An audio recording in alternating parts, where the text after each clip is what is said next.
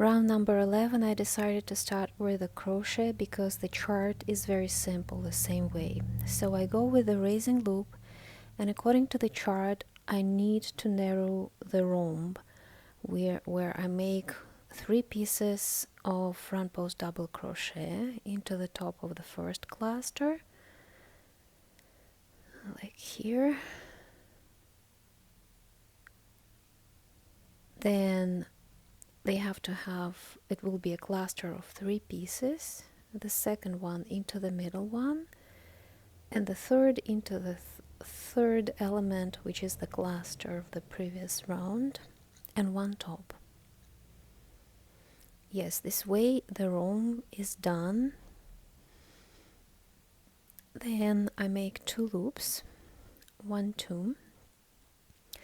We have 3 pieces of double crochet. Into the first one we make 2 pieces of front post double crochet, 1 and 2. Into the second, just 1 front post double crochet. Into the third, again 2. This way we are making another rhombs elements,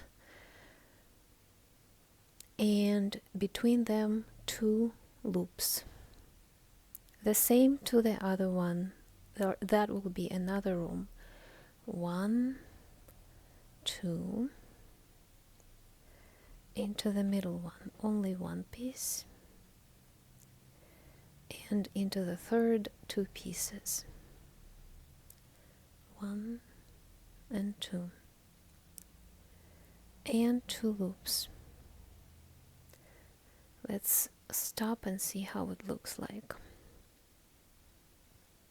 Let's make together another rhomb into the top of the cluster, 1, not finished, into the second, not finished, and into the third,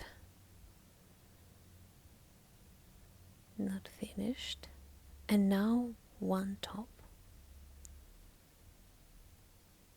This way we continue the whole round. I know you know how to make a slip stitch in the end here. See you soon.